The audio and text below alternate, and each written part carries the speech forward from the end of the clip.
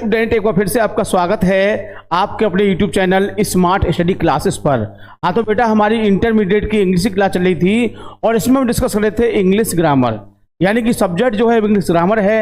और उसके अंदर भी जो हमारा टॉपिक चला वो चला था न्यूज़ सीरीज 40 मार्क्स।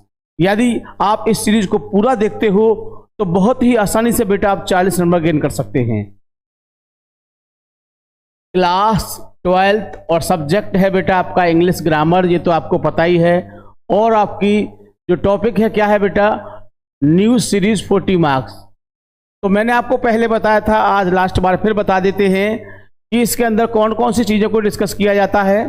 तो पहला टॉपिक हमारा होता है इसके अंदर बेटा ट्रांसलेशन।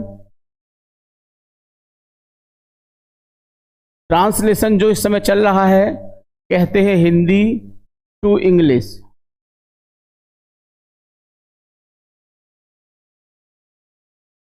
दूसरा टॉपिक होता है इसमें हमारा बेटा अनसीन पैसेज। ये आपके एग्जाम में 15 नंबर का आता है, ये 5 नंबर का आता है। तो 5 नंबर की क्लास बेटा आज से शुरू हो गई है आपकी। बड़े ध्यान से एक एक बिंदु को समझना है।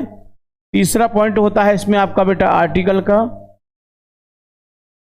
ये 10 मार्क्स का आता है। और चौथा टॉपिक होता है बेटा आपका लेटर, ये भी 10 मार्क्स का आता है। तो टोटल 40 हो चुके हैं। हमने यही बात कही थी।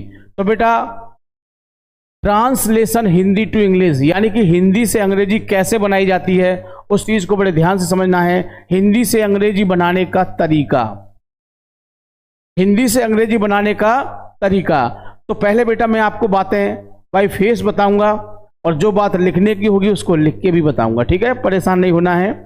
तो सबसे पहले क्या होता है कि जब भी आपको स्टोरी सामने दिखाई दे, जब भी आपको स्टोरी सामने दिखाई दे, स्टोरी ऐसे ही दिखाई देगी और स्टोरी के बाद एक के बाद दूसरा वाक्य, दूसरे के तीसरा वाक्य, इस तरह से जब आपको दिखाई दे तो स्टोरी को देख के बेटा मैंने देखा है कि विद्यार्थी घबरा जाते हैं। स्टोरी सामने आई नहीं, बस घबरा जाते हैं। तो पहली बात याद रखनी है कि स्टोरी को देख के बिल्कुल भी आपको घबराना नहीं है, क्योंकि घबराने से क्या होता है मैं आपको बता दूं कि जो आपको वर्ड मीनिंग याद है उसमें से और घबरा गए तो वर्ड मीनिंग भी आप उसमें से भूल जाओगे।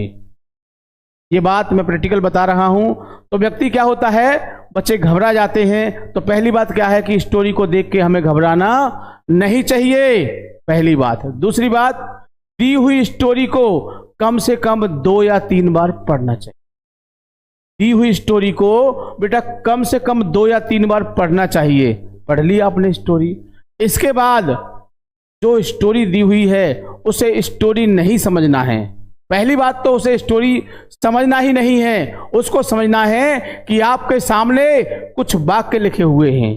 क्या लिखा है बेटा, आपके सामने कुछ वाक्य लिखे हुए हैं, उन वाक्यों को हमें पहचानना है और पहचान के उनकी अंग्रेजी बना देनी है। बस इतना ही दिमाग में रखना है। स्टोरी का जो दिमाग में कीड़ा उसे तो निकाल दीजिए। क्या है दिमाग में आपके, कुछ वाक्य दिए होंगे, उनकी हमको अंग्रेजी बनानी है। अब वो वाक्य क्या होते हैं, वाक्य आपके टेंस के हो सकते हैं, मॉडल वर्ब के हो सकते हैं, या कुछ यूज हो सकता है, सिंपल प्रेजेंट टेंस हो सकता है, सिंपल पास्ट हो सकता है, सिंपल फ्यूचर हो सकता है। इससे अलग आपका कोई वाक्य उसमें नहीं मिलेगा। लेकिन मेरी बात को और याद रखना है, वैसे जो स्टोरी होती है बेटा वो ज़्यादातर बेटा पास्ट टेंस में दी होती है, क्योंकि आप जानते हैं कि घटना कब बनती है, पहले घटना घटती है उसके बाद कहानी बनती है। तो ज़्यादातर स्टोरी हमारी होती है बेटा पास्ट टेंस में आती हैं। लेकिन मैं ये नहीं कहूँगा कि पास्ट टेंस में पूरी स्टोरी आ जाएगी। कुछ वाक्य बेटा प्रेजेंट के भी होते हैं और कुछ वाक्य उसमें फ्यूचर के भी होते हैं। तो टेंस का टॉपिक हम आपको बता चुके हैं। उसके बाद यूजेज आते हैं, यूजेज बेटा हमने आपको बता दिए हैं। तो सबसे पहले क्या करना है, स्टोरी को देख के घबराना नहीं है और दी हुई स्टोरी को कम से कम 2 या 3 बार उसको आपको पढ़ के देखना है। और उसके बाद उसका टेंस निश्चित करना है कि इस वाक्य में प्रेजेंट टेंस है, पास्ट टेंस है या फिर फ्यूचर टेंस है। फिर उसके अंदर घुसना है, प्रेजेंट इंडेफिनिट है या फिर पास्ट इंडेफिनिट है या फिर पास्ट परफेक्ट है। इतना पहचानने के बाद आपको उसकी एचबी को थिंक करना है, यानी कि एचबी को सोचना है। एचबी सोच लिया आपने, इसमें एच भी ये लगती है। उसके बाद क्या करना है, उस वाक्य को बेटा आपको तोड़ना है। क्या करना है, उस सेंटेंस को तोड़ना है। तोड़ने का तरीका मैं अभी आपको बताऊंगा, पहले बता चुका हूं, आज फिर बताऊंगा। आज आपका सब कुछ लास्ट बार है, इसके बाद फिर सिर्फ हम स्टोरी को बनवाएंगे, लेकिन परेशान नहीं होना है। आज भी बेटा आपकी स्टोरी बनवाई जाएगी। आज भी हम एक स्टोरी बनवाएंगे जिससे कि आपको लगे कि हाँ कुछ हमारा काम हुआ है, कुछ हमारी स्टोरी आगे बढ़ी है।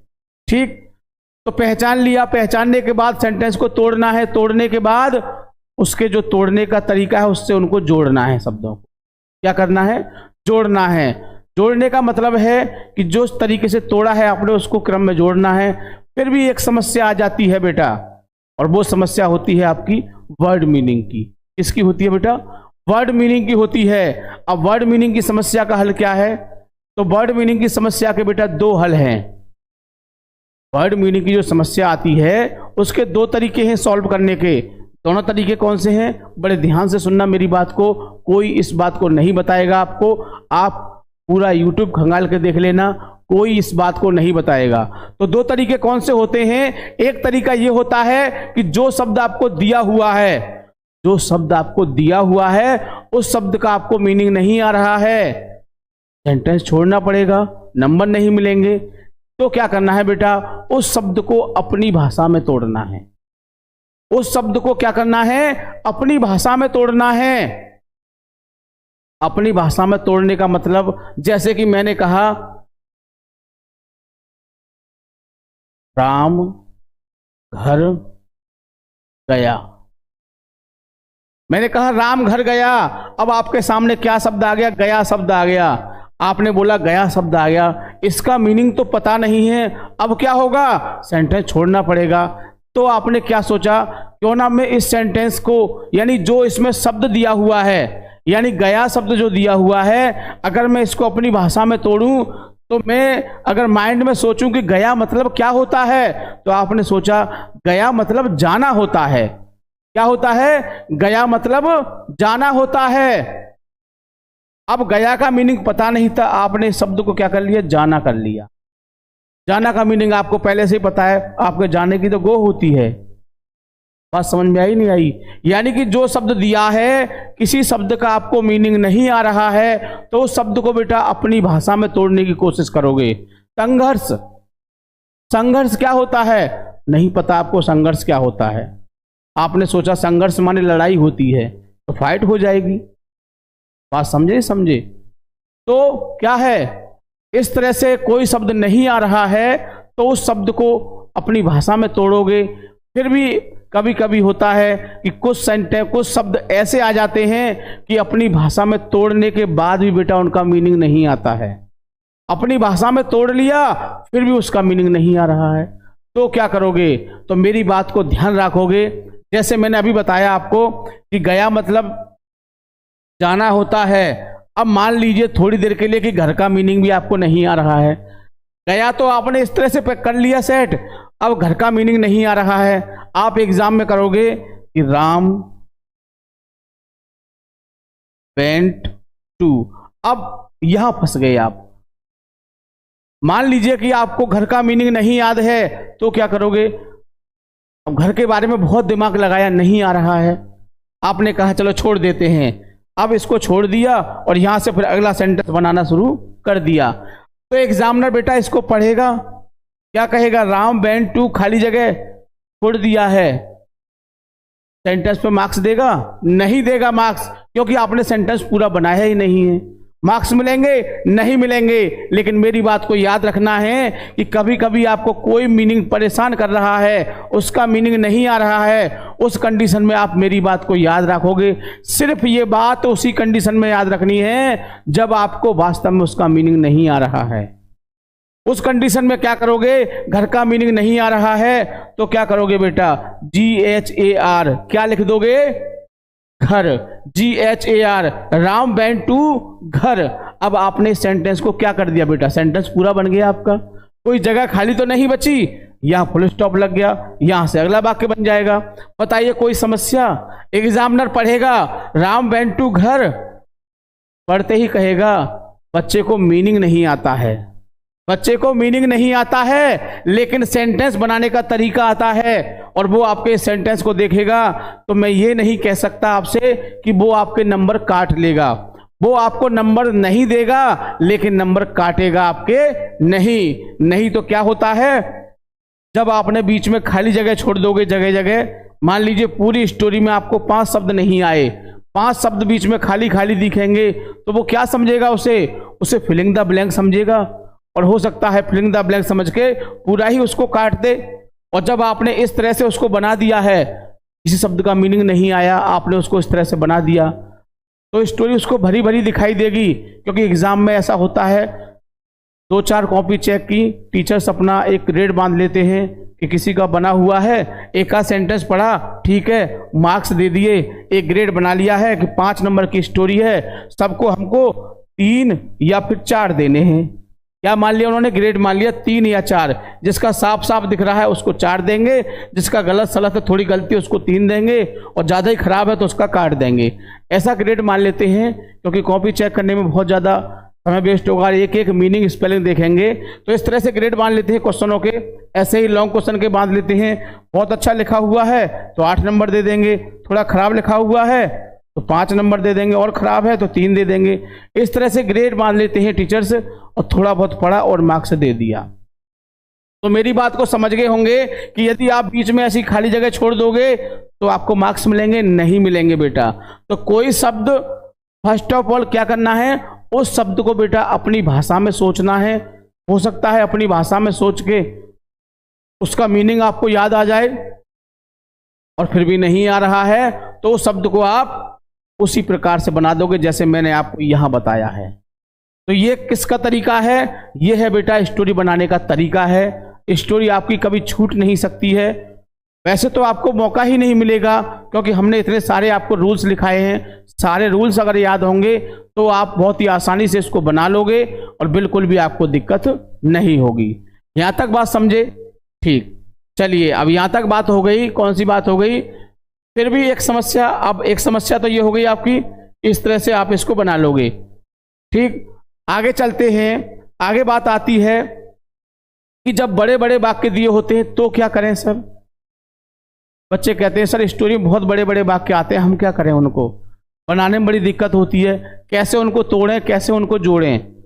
तो मेरी बात को यहां भी याद रखना है बेटा आपको कि जब बड़े बड़े वाक्य आ जाते हैं, पहली बात समझ में आ गई कि कोई वर्ड नहीं आ रहा है तो उसको ऐसे कर लेना है।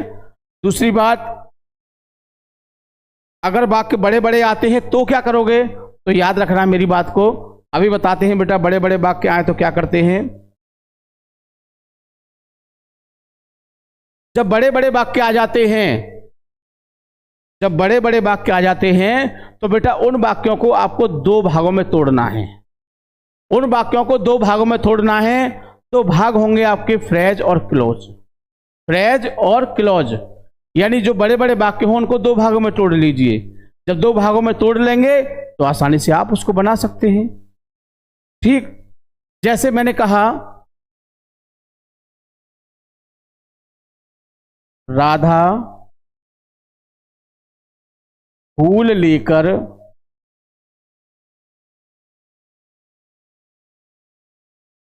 शहर के, राधा फूल लेकर शहर के मंदिर में पूजा करने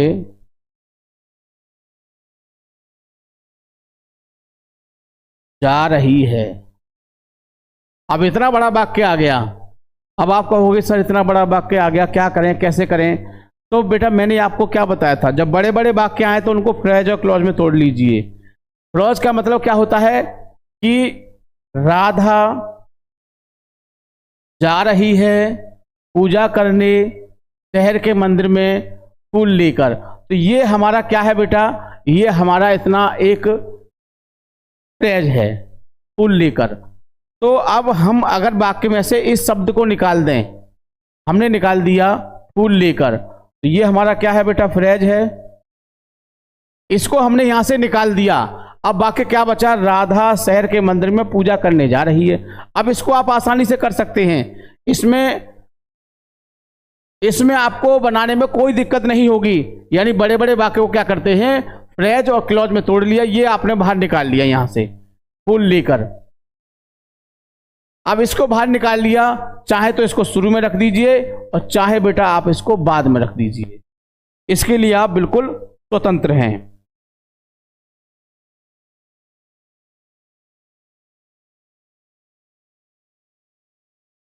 तो बात समझे, अगर ऐसे बड़े बड़े वाक्य हो तो क्या करते हैं बेटा, उनको फ्रेज और क्लॉज में तोड़ लेते हैं। तो बात समझ गए होंगे। अब वाक्य क्या बचा, राधा शहर के मंदिर में पूजा करने जा रही है।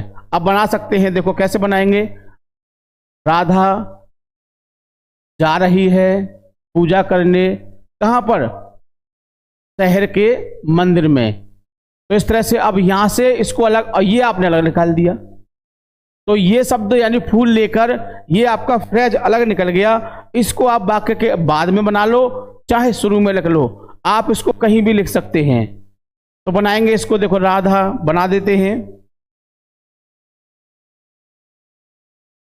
राधा अब जा रही है, प्रेजेंट हो गया, तो इज गोइंग, कहां जा रही है, पूजा करने, टू वर्शिप,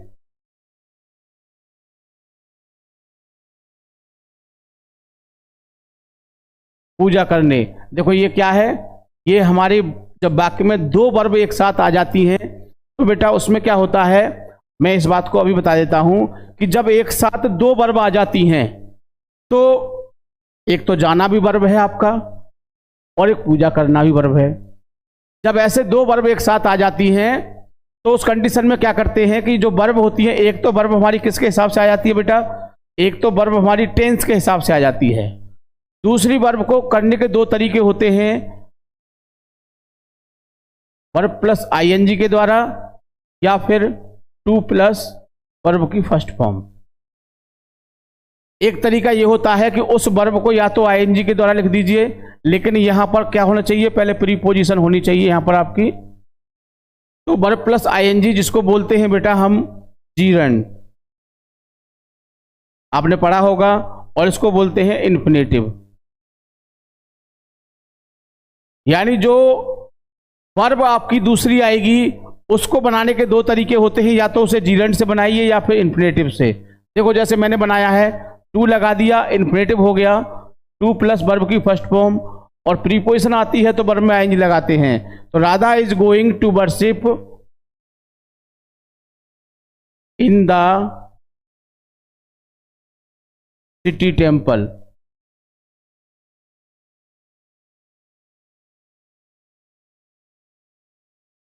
और अब इसको ले फूल लेकर, तो क्या होगा, कर शब्द आए, पार्टिसिपल पढ़े होंगे बेटा आपने, मैंने आपको बताया था कि पार्टिसिपल पढ़े होंगे, क्या करते हैं आईएनजी लगा देते हैं उसमें।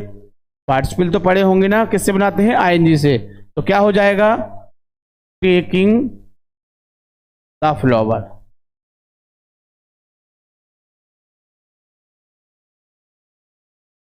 बताइए कोई दिक्कत, बिल्कुल दिक्कत नहीं होगी। कब, जब सेंटेंस बड़े बड़े आ जाते हैं।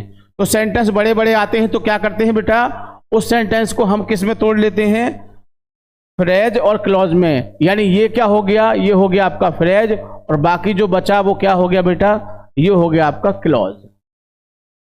तो कभी कभी बड़े सेंटेंस आए हैं तो क्या करोगे, उन्हें फ्रेज और क्लॉज में तोड़ के उनकी अंग्रेजी बना सकते हो। बताइए बेटा यहां तक बात समझ में आई।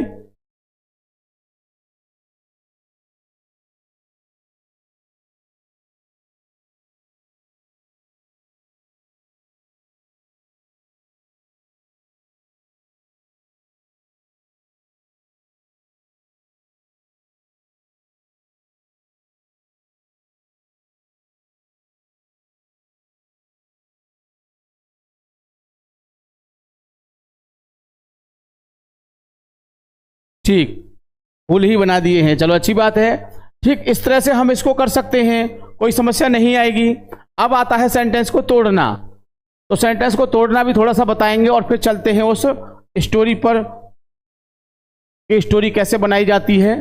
ठीक, तो सेंटेंस का जो तरीका होता है मैंने आपको बताया था कि वाक्य का तरीका,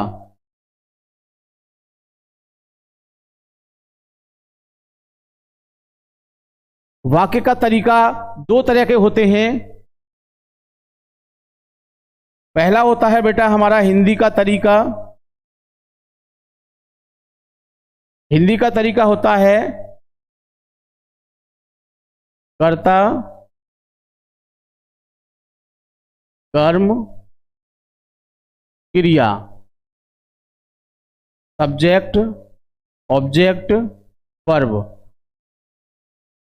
राम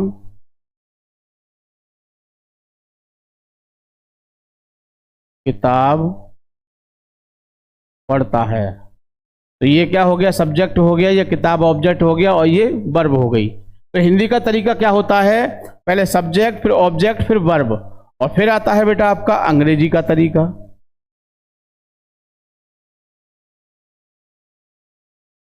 अंग्रेजी का तरीका क्या होता है आपका, कर्ता और फिर आ जाती है आपकी क्रिया और फिर होता है कर्म। तो क्या हुआ, ये सब्जेक्ट, वर्ब और ऑब्जेक्ट। तो अगर हम बाकी के हिसाब से देखें तो सब्जेक्ट तो शुरू में ही है यानी राम, दूसरे नंबर क्या है, ऑब्जेक्ट था इसमें, और इसमें क्या आ गया, क्रिया। तो क्रिया क्या है हमारा, पढ़ता है। तो राम पढ़ता है, क्या पढ़ता है, फिर ऑब्जेक्ट आ जाएगा बेटा किताब। तो इस बात को भी ध्यान में रखना है, क्योंकि जब तक आपको वाक्य का तरीका नहीं पता होगा तब तक आप उसको आसानी से नहीं बना सकते हैं। तो क्या है, पहले कर्ता आता है, फिर कर्म, फिर क्रिया। ये तरीका होता है आपका हिंदी का। जैसे राम किताब पढ़ता है, और तुमको बनानी है बेटा अंग्रेजी, तुमको बनानी है उसकी इंग्लिश। तो जब इंग्लिश बनाओगे तो क्या करोगे, पहले कर्ता लाओगे, फिर क्रिया लाओगे, फिर कर्म। तो जब हम सेंटेंस को देखते हैं तो राम, फिर पढ़ता है क्रिया, और फिर किताब। तो राम किताब पढ़ता है, अगर अंग्रेजी बनाओगे तो सीधी सीधी बन जाएगी इसकी, राम रीड्स ए बुक।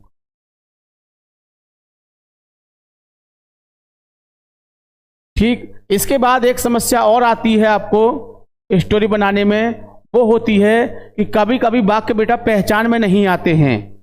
कभी कभी वाक्य पहचान में नहीं आते हैं, तो वो वाक्य सिर्फ आपको, दो ही वाक्य ऐसे हैं जो पहचान में नहीं आते हैं, बाकी आप आसानी से पहचान सकते हैं। ताहे आ रहा है प्रेजेंट इंडेफिनिट, रहा है आ रहा है प्रेजेंट कंटिन्यूअस, चुका था आ रहा है पास्ट परफेक्ट, रहा होगा फ्यूचर कंटिन्यूअस। पहचान लोगे। लेकिन दो वाक्य ऐसे होते हैं जो पहचान में नहीं आते हैं, वो होते हैं बेटा, पहला होता है हमारा उसमें पास्ट इंडेफिनिट, और दूसरा होता है हमारा प्रेजेंट परफेक्ट। दो वाक्य ऐसे होते हैं, दो टेंस ऐसे होते हैं जो बेटा पहचान में नहीं आते हैं। अब आप कहोगे सर कैसे पहचान में नहीं आते हैं, तो देखिए, वैसे आप आसानी से पहचान लोगे। जैसे मैंने कहा मीरा पतंग उड़ा चुकी है। अब सामने दिखा हुआ है, आपने कहा बाद में आ रहा है, और है से हो गया प्रेजेंट, और चुका से हो गया परफेक्ट। तो प्रेजेंट परफेक्ट हो गया, आपने पहचान लिया। लेकिन एक कंडीशन ऐसी होती है कि जब पहचान में नहीं आ रहा है, और जब पहचान में नहीं आ रहा है और वाक्य में आपको है शब्द दिया है, आंख बंद करके कह देना कि वो आपका कौन सा है, प्रेजेंट परफेक्ट। जैसे मोहन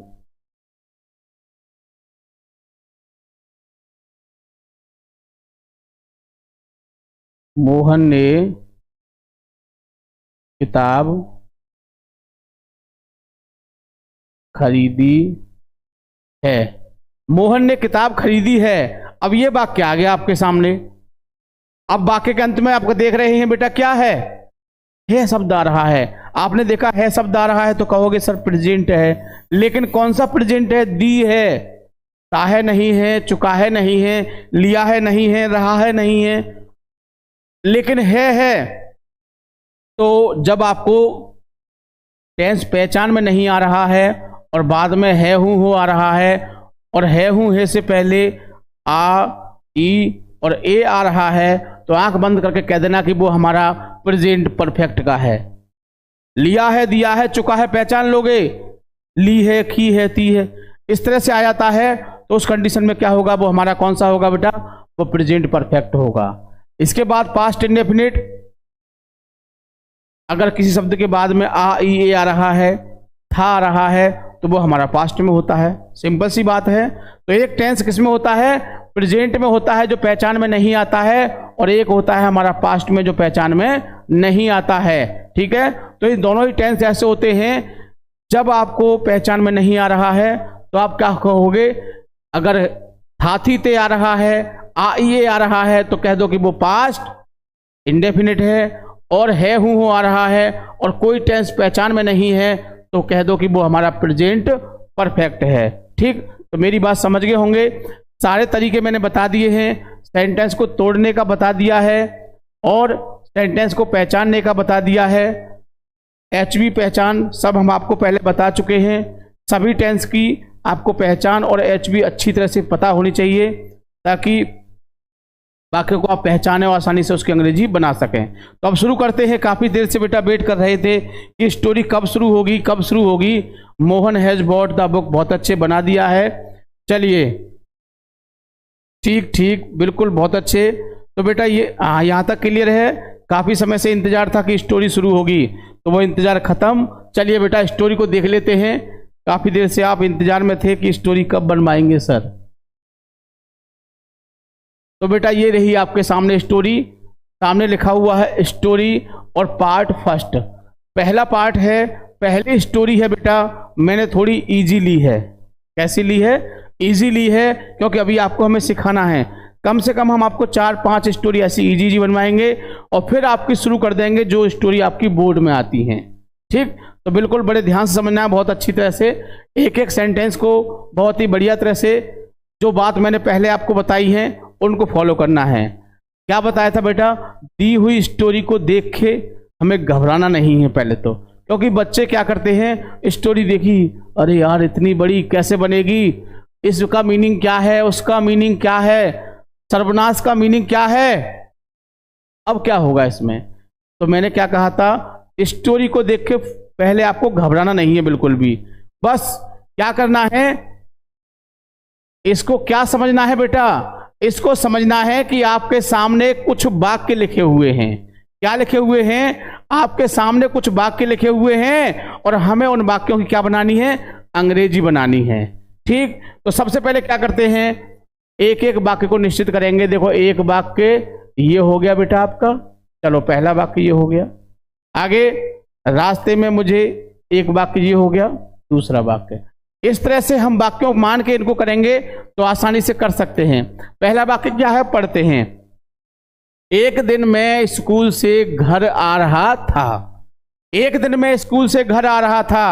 सबसे पहले क्या करते हैं बेटा, वाक्य को पहचानते हैं, पहचान लेते हैं। चलो क्या आ रहा है बाद में, था, थी, थे। था आ रहा है तो क्या हो गया बेटा, पास्ट। मैंने यही बताया था आपको शुरुआत में ही, सबसे पहले पहचानते हैं। था थी थे आए तो क्या होता है, पास्ट हो गया। स्टोरी को बड़े ध्यान से बड़े अच्छी तरह से बनाना है, जैसे कि हर वाक्य आपकी समझ में आ जाए। कम से कम 5-6 स्टोरी बनते ही आप बहुत एक्टिव हो जाओगे मेरे हिसाब से। वैसे तो मुझे पता है कि इस बार के बच्चे बहुत ज़्यादा एक्टिव हैं। ठीक, तो क्या है बेटा, पास्ट। था से क्या होता है, पास्ट। थोड़ा आगे बढ़ते हैं, फिर क्या आ रहा है, रहा। और रहा से क्या होता है बेटा, कंटिन्यूअस। तो टेंस कौन सा हो गया, पास्ट कंटिन्यूअस। पहचान लिया आपने। पास्ट कंटिन्यूअस में एच भी क्या लगती है बेटा, तो वो भी आपको याद होगा, वाजबर। ऐसे सोच लेते हैं, बस इतना कर लिया। पास्ट कंटिन्यूअस टेंस है हमारा, पास्ट कंटिन्यूअस टेंस में हमारी एच भी लगती है बेटा, वाजबर। इतना सोचने के बाद बस वाक्य को तोड़िए। तोड़ते हैं। एक दिन, तो ये तो शुरू में ही रहेगा, मैं आ रहा था स्कूल से घर, ऐसे ही तो कहोगे। एक दिन, अब एक दिन ही क्या होती है, सभी जानते हैं क्या होती है बेटा, वन डे। एक दिन क्या हुआ, एक दिन मैं के लिए क्या लगाएंगे, आई। अब आई के साथ क्या आता है बेटा, मैंने बताई थी एचवी क्या है, वाज या वर, तो क्या आ जाएगा, आई के साथ वाज आता है, वन डे आई वाज। फिर क्या है, आ रहा था, आने क्या होती है, कम, और रहा रहेगी क्या लगा देते हैं बेटा इसमें, आईएनजी। तो आई वाज कमिंग में आ रहा था, कहां से आ रहा था, स्कूल से आ गया। हमने आपको बताया था कोई चीज किसी से अलग होती है तो क्या लगाते हैं बेटा, अलग होने पर फ्रॉम लगाते हैं, और जहां पहुंचती है उससे पहले टू लगाते हैं, क्योंकि ये प्रीपोजिशन का मैटर है, हम आपको प्रीपोजिशन करा चुके हैं, आपको याद होगा। तो one day I was coming from, कहां से आ रहे थे, स्कूल से। कहां आ रहे थे, टू होम लगा दीजिए बेटा, चाहे हाउस लगा दीजिए। बताइए, पहला वाक्य बन गया। कोई दिक्कत, कोई परेशानी, बताइए, कोई दिक्कत, कोई परेशानी बिल्कुल नहीं हो सकती है। One day I was coming to home from school, बिल्कुल सही है, बिल्कुल सही बनाया है। चाहे इधर का इधर कर दो, इधर का इधर कर दो। तो आई वाज कमिंग फ्रॉम स्कूल से आ रहा था, कहां के लिए आ रहा था, घर के लिए।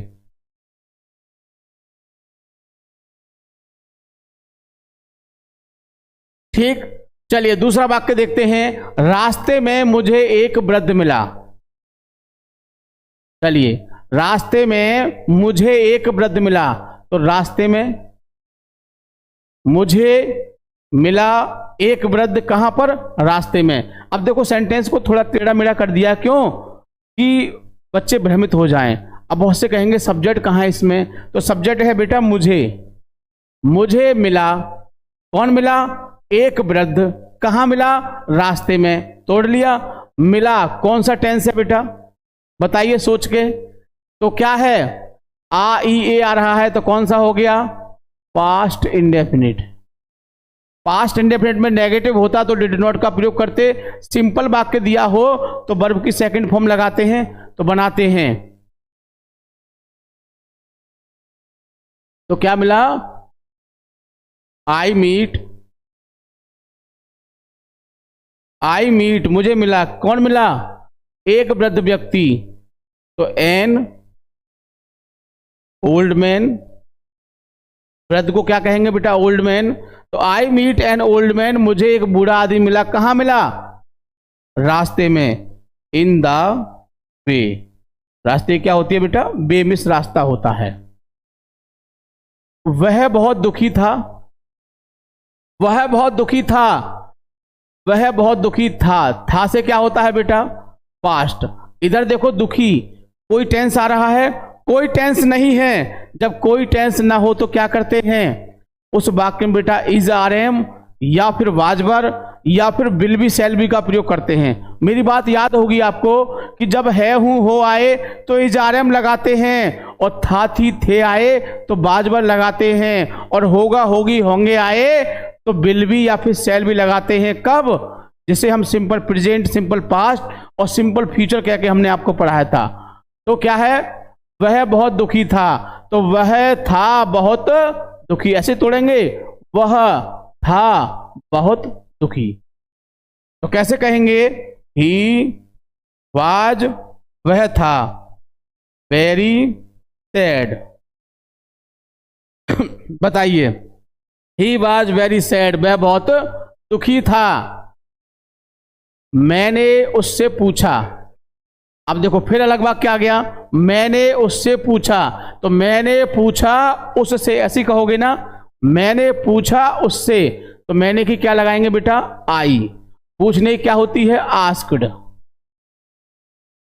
आस्क्ड, हिम माने उससे, तो आई आस्क्ड हिम, मैंने उससे पूछा।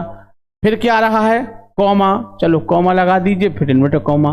तुम क्यों इतने दुखी हो, तुम क्यों इतने दुखी हो। बाद में क्या आ रहा है बेटा, है, और है हु से क्या होता है, प्रेजेंट, कोई टेंस नहीं है।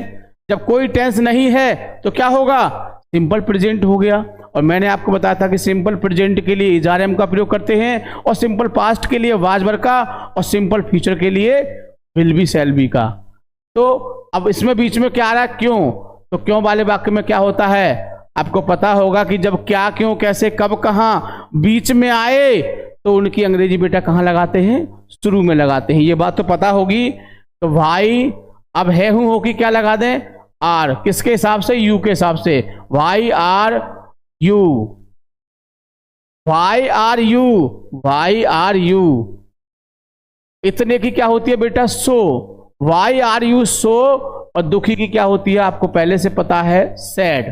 तो why are you so sad, और क्या है, कॉमा लगा हुआ है, चलो कॉमा लगा दो, क्वेश्चन मार्क भी लगा दीजिए। उसने कहा, फिर देखिए उसने कहा, तो उसने की क्या होगी बेटा, ही, और कहा की क्या होती है, सैड। उसने कहा, फिर क्या लगाओगे, कॉमा, इन्वर्टेड कॉमा, मेरा सर्वनाश हो गया है। अब तुम कहोगे कि सर सर्वनाश क्या होता है। अब सर्वनाश के बारे में सोच रहे हैं आप कि सर सर्वनाश का मीनिंग क्या होगा। तो मेरी बात याद रखना बेटा, मैंने क्या बताया था आपको, मैंने बताया था कि इस वर्ड को अपनी भाषा में सोचो। सर्वनाश क्या होता है मुझे तो पता है, मैं तो आपसे सोचवाना चाह रहा हूं, आप सोच के बताइए। बताइए बेटा, सर्वनाश का मतलब क्या होता है। सर्वनाश का आपको हिंदी मीनिंग तो पता है, लेकिन उसका दूसरा शब्द सोचिए जिसका आपको मीनिंग याद है। तो बेटा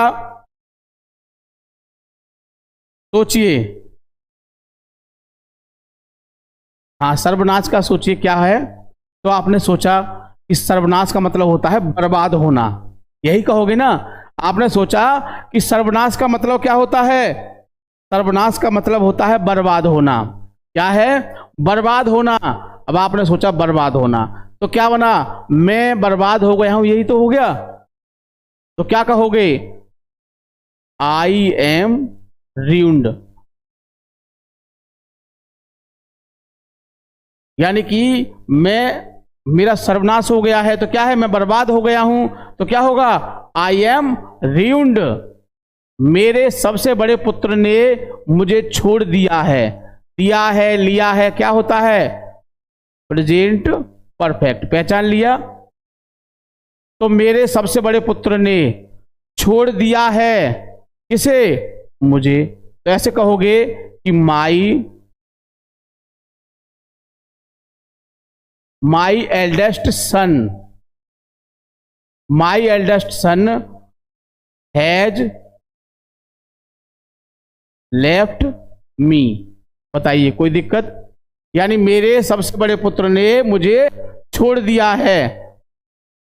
मैं अब देख नहीं सकता हूं, मैं अब देख नहीं सकता हूं। देखो सकता शक्ति आ गया। हमने आपको कल ही इसको बताया था कि सकता शक्ति है, सकते आए तो किसका प्रयोग करते हैं, कैन का प्रयोग करते हैं, बताया था।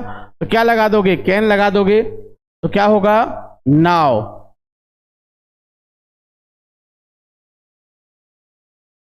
Now I can not see, मैं अब देख नहीं सकता हूं, और क्या है, और ना काम कर सकता हूं। तो एंड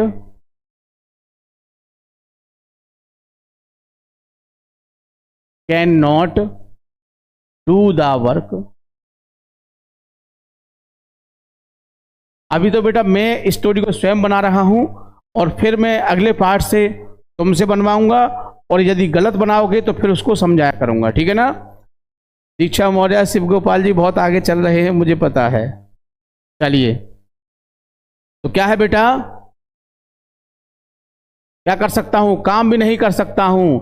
धन की कमी के कारण मेरा जीवन बहुत दुखी है। धन की कमी के कारण मेरा जीवन बहुत दुखी है।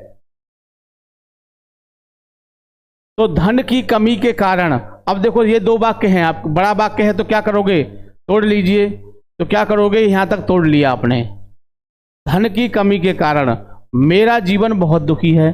अब आप स्वतंत्र हैं, चाहे तो इसको पहले बना दीजिए, चाहे इसको पहले बना दीजिए, दोनों में से कोई सा भी वाक्य आप बना सकते हो।